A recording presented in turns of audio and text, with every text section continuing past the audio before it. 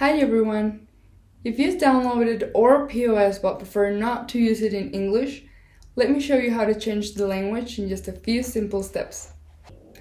So go to the back office in the main screen.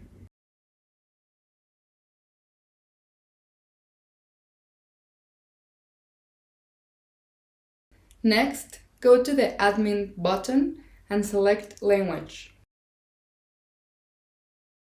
A new window will pop up and you can see all the available languages. If you want to switch to Spanish, you can choose the MX option.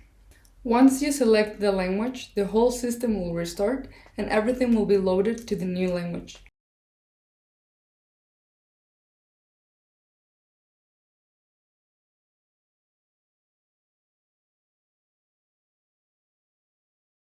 And that's it! Now you can use ORO POS in the language you're comfortable with.